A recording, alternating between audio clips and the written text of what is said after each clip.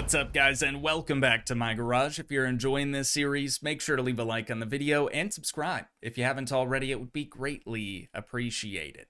In the last episode, we decided to cut our losses with our Mark IV Toyota Supra, so we sold that thing, and then we also got rid of our Rally Rat with the Toogii in it. That way, we could afford to purchase this here 1969 Chevrolet Chevelle SS, and it's only an SS because we put a different grill in there, but it's got a fresh coat of paint on her. And then we also went through the interior and got everything reupholstered, so that's all looking good. But what we're going to be focused on today is getting the underside of the vehicle ready to rip tater chip, and then we're also going to be rebuilding the V8 that we took out of it. But before we start doing either of those things, we've got to do a little bit more yapping here right at the start of the episode. I know, just bear with me, okay? So what I really want to do is throw just a couple of tiny performance parts at the engine. Obviously, there's not really much that we can do as far as like the suspension and everything like that goes. So back in 1969, 1970, for the SS package, there was an option to get a 454 in her, which is a monster engine. It was a very rare package, but it did exist. And that's really what I wanted to try to put in here, but unfortunately, that option doesn't exist for us here in my garage. But because we do have some mods added into the game, I want to say this is the same, or I want to say that this mod is made by the same person who made the SS grill on our Jason out there in the shop. But anyways, I'll try to leave that linked down in the description just like I did last time. I'm already yapping a little bit too much. So we've got a 360 cubic inch V8 here, a 318, 340, and a 373. I believe the 373 is the largest one that we could get. However, there is still like the default, like the in-game V8 that says it's a 5.6 liter. So let me crunch some numbers, all right? Here we go. I've run the numbers. A 5.6 liter is essentially a 341 cubic inch V8. So the 373, the one that I think is the largest, is a 6.1 liter. Still definitely larger than this 5.6 liter, so that's probably the one that we're going to go with. But the engine that I wanted to put in this thing, a 454, claims to be a 7.4 liter V8, which is insane. I don't even know if that's right. I truly don't know if my calculations are correct. But having said all of that, we're going to go with the 373 cubic inch V8 for $3,400. Holy cow. We got to do it. We just got to do it. I don't want to put a blower on this engine, at least not straight out the gate. I do want to try to keep it naturally aspirated as it would have been back in 69 or 1970. But that doesn't mean that we can't, church up a naturally aspirated V8 for this thing. So $3,400, we got to do it. We just got to do it. Moving along to the intake side of things, I think it'd be really cool to run this triple carburetor. I've wanted to run it on several V8 engines that we've done in the past, but with the blower being a thing, we almost always lean a little toward that blower. So $718 for that sucker. And then if we scroll down here a little ways, I think I might have actually gone too far. I'm getting a lot of paintable things because I do want to try to make the engine look a bit more modern, even though it's an older vehicle. It'll be cool. It'll be cool. Just trust the process. $483 for that bad boy, Billy. And then let's actually scroll all the way back up to the top. And we should probably start at the bottom because that's where a lot of the modded things are at. It's unfortunate that we can't do twin turbos either. I know we tried that in a Jesse a while back, and it just wasn't really possible to run EFI on that. The mod's a little outdated. And it seems like it only adds valve covers for the left side of the engine for some reason. This is Mopar rocker cover L, meaning left, stock rocker cover L, again meaning left. That other paintable one down there says for the left. I've tried to put a left on the right side and it does not work. So we're probably going to have to just go with the default valve covers. Not that big of a deal. And since we went with the 6-pack carburetor setup, it's kind of like ITBs, I guess. We don't need these high CFM carbs right there. I don't know. Oh, and we also don't even need this enclosure because it's sort of like an ITB, you know? It's got like the individual sort of trumpet looking deals. So really we don't need anything from here. We've got camshaft small and camshaft mini. I'm sure that there's probably performance versions of those. Let's get the Mopar oil filter, even though we're technically building a Chevrolet engine. We're gonna go with that. No scoop blower filter, I think we're good on. Exhaust manifolds, I don't need them to be painted, so we're not gonna go with that. It would be kind of sick to have like a chrome alternator on it. So let's cop that thing. I'm almost certain that in the previous episode, I said I don't want to throw a bunch of money at this thing. And here we are, you know, here we are. We are going to need an aftermarket lightweight flywheel for sure.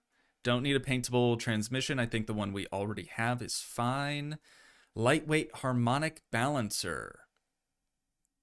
Yeah, I think we probably need that. I was going to try to talk myself out of it, but honestly, there's no real point in trying. Camshaft for drag racing. Absolutely $1,200. The street version of that is $465. Okay, and then we've gotten to the different ratios for rockers. Feel free to correct me if I'm wrong on this, but I believe a 1.7 ratio rocker would be better than, say, a 1.5 because it would allow the valves to remain open longer. Again, feel free to correct me if I'm wrong on that, but I'm going to go with the 1.7 ratio ones, and we're going to need 2 of those because V8, you know, big ol' heckin' V8. 8 forged pistons. Even though we're not doing forced induction whatsoever, I think it's just a good call in case we end up doing a, I'm not going to talk while I buy these.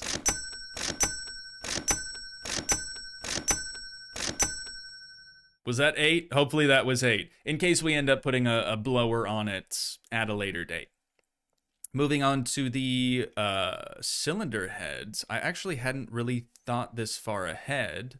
Again, another valve cover only for the left side. It doesn't make any sense to me. I don't understand. Stroker crankshaft, you bet your sweet bippy we're going to cop that sucker. And then let's get the racing cylinder heads, right? I think that's going to help us make a little bit more jam. We'll get probably the big fan for this thing. Paintable distributor, nah. Paintable oil filter, we already got the Mopar one. Paintable crankshaft pulley could be good. No, let's not. Actually, let's not. Well, yeah, let's do it.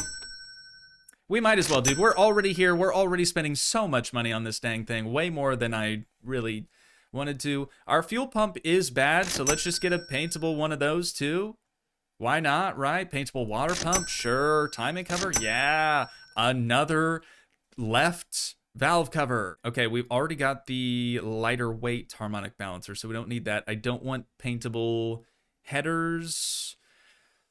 Paintable oil pan, maybe. We're back up to our blocks now. Don't need the air filter because we've got those little trumpet dealios with the triple carb. Finally, Mopar rocker cover for the right. Oh, here's all the right side ones. Dang it, dude. Okay, well, I don't really know what a performance valve cover is because it's just to seal the engine up or to seal the head. We'll get that. And then I'll scroll down to try to find the right side or the left side. Wouldn't it be funny if I buy 2 rights this time instead? Performance, left, should be good. I'm almost done yapping, I promise. Not going to worry about exhaust because we already have like the side exhaust. We've already got a camshaft. Hopefully the car has a gas tank in it already. That would be nice. We're going to get the horsepower distributor. We've done rockers already. We're going to do horsepower spark plug wires as well. And I think we're about done here, to be honest. We've already got the 5-speed gearbox, I believe. We already have performance cylinder heads. There might not... Ooh. Let's maybe get these two since they don't say Mopar. Again, we're not building a Mopar engine. It's supposed to be a Chevrolet. Okay, so I'm kind of having a little bit of buyer's remorse at this point in time because it didn't really make sense for us to buy all that stuff before we've torn down the original engine, because a lot of this stuff is probably still good, probably could be reused, but at least this engine's gonna look really pretty. I'm still gonna tear that thing down though, so let me get out my wrench here and we'll get after it. Wait, no, this is stupid. Why would I disassemble this when most everything that we need is gonna be like on the outside of the engine? I think the only thing that we really don't have, or didn't buy, I should say, is like spark plugs and small stuff like that. So what I'm gonna do instead is just leave this entire thing as one complete assembly. That's gonna make selling this thing off later way easier, right? We don't have to load up each part individually. We can just take the whole dang engine, and I'm gonna grab our brand spanking new block, our, what was it, no, sorry, not the 7.4 liter. I wish that's what we had. This is a 6.1 liter. Ladies and gents, we're gonna get that strapped up there, and we'll just start assembling this one instead. Oh my god, dude, is this my first day again or something? I forgot to respray the block before we start assembling it. It's not gonna do us any good trying to respray it with all these other parts attached to it. I had the crankshaft on there, that stroker crankshaft, and oh, I've got to get my pry tool so I can get the camshaft out of there as well. Holy cow. Okay, just relax. Everything's fine. Everything's great. Wait, I'm sorry, what? Is this not a paintable? Oh, it is, but you have to use rattle cans. That is unfortunate. Well, I should probably use this thing to like reset or restore original material. I did this to myself. I really did do this to myself.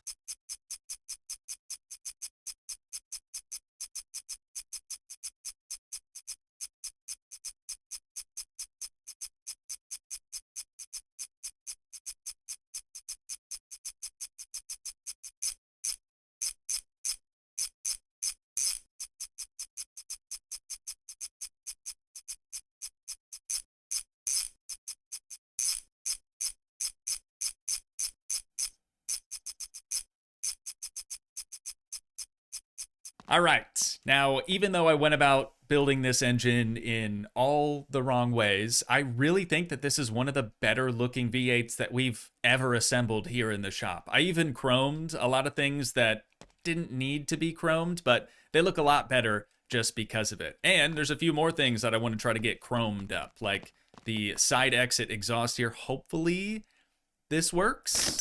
I haven't ever had any, like, what am I even trying to say? I haven't ever had anything chrome not work. It's always like the painting in a different color that tends not to work out for us. But there we go. We've got those two finished up. And now, the exhaust manifolds, ladies and gents. Literally the only thing, the only piece off of the original engine that I've decided to keep. Because I kind of overspent, overpurchased, and bought everything else in the, like, paintable variant. You know what I mean? Dude, 36 bucks to chrome out a manifold is kind of crazy. So there we go. That's our exhaust system now all chromed out. I guess before we even drop the engine in, should I try to chrome the transmission? I think that's probably fine. It's underneath the vehicle. No one's ever going to see it anyways. But let's get these manifolds bolted up real quick like, and then we'll try to drop it in the engine bay. I have a feeling that I'm gonna have to take the hood off and maybe leave it off, or there's a possibility that the like ram air hood could clear these ITB looking things that we've got on here. That's like easily the coolest part about this engine. That and like the chromed alternator, and I even resprayed or like had the alternator belt painted using that little palette deal over there. Just to, you know, it's the smaller things. It's the fine details, you know? Wait a minute. The hood might actually clear. And it does. Okay, that's going to save us a tremendous amount of time too, because I would have had to get the ram air hood and then respray that, make sure we get the clear on it, make sure it's buffed and everything like that. This looks incredible in this engine bay. So now that we have that done, let's take our transmotion here and quickly get that thing bolted up. Having a chrome one could have been cool, you know, but then I would have had to take the starter off of this.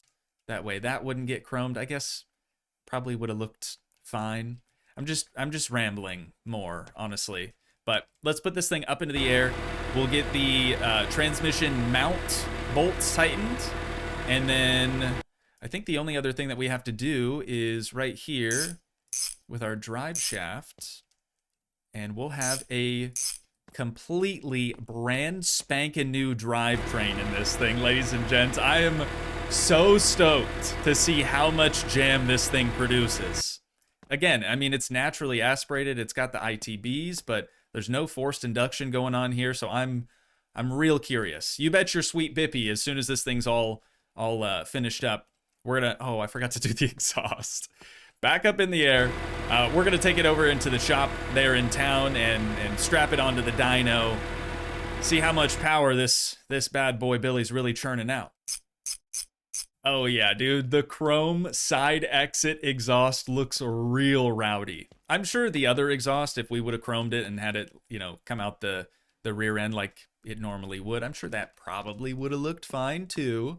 But before we start, you know, buttoning up all the suspension stuff and everything like that, I do also want to try the big aluminum radiator. Are there more bolts? Oh, there's 4 bolts on this. Okay. I thought it was just the top 2 for some reason. Let's get that last one, and then we'll put this up on our little workbench. Oh, beautiful. That goes hard. I mean, we've got so many other chrome things in the engine bay. I just figured this would look really, really good. And we did kind of accidentally purchase this not that long ago for, I want to say that was for the Supra. That's the only other recent thing that we've worked on, so had to be. But look at that, dude. Now we're cooking.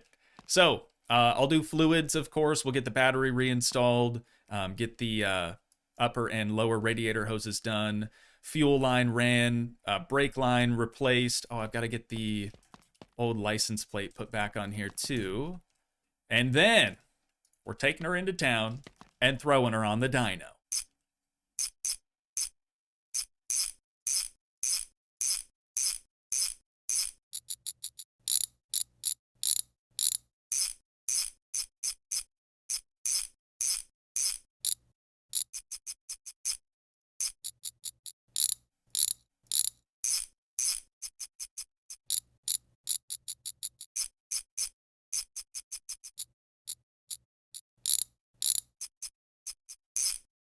Okay, I was being a little overconfident. I probably shouldn't have promised a dyno pull before knowing if this thing is even going to start or not, so let's find out.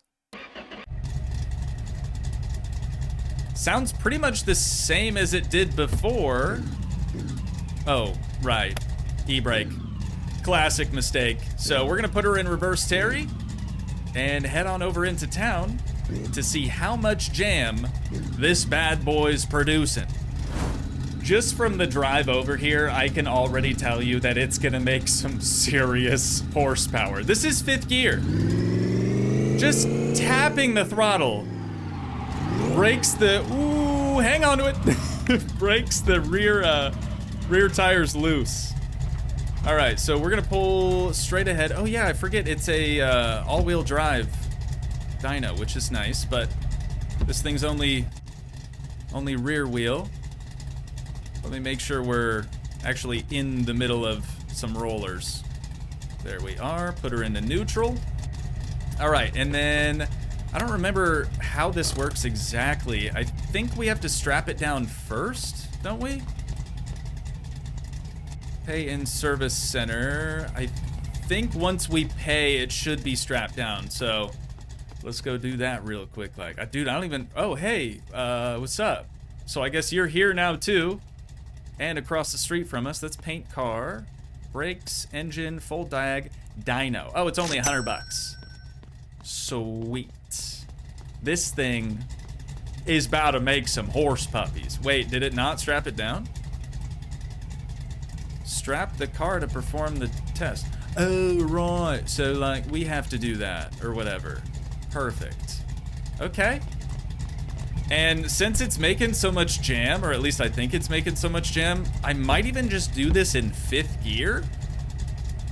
Horsepower already 192, but haven't even stepped on it, you guys. That's insane. For a naturally aspirated V8, 1,400 horsepower, 1,438 to be exact. Let's try a different gear and see if that changes anything. 3rd gear. No, it's exactly the same. That's ridiculous. That is ridiculously fast. 1,438. My goodness. I mean, it looks the part. It looks like it would be really dang fast, but I was not expecting anything over 1,000. My money was on like 750 at the most, so that's very surprising. How much is this thing even worth now? Okay, color condition has dropped even more because of all the paintable parts in the engine bay. But still, even with that, we've got a 5-star overall condition now. 16 grand. That's not too shabby, and we are not selling this. We are definitely not selling this. I want to take it to the drag strip. I'm probably gonna have to change out the rear end. I'd like to, you know, redo the suspension, maybe get it squatting a little bit lower as well. But I think that this could break our 9-second quarter-mile time, for sure. And on that note, ladies and gents, that is unfortunately where we're gonna have to wind things down at for today. But once again, if you guys did enjoy, please leave a like, leave a comment, help support the dream by smashing that subscribe button, and I will see you in the next one. Thanks so much for watching, guys. Peace.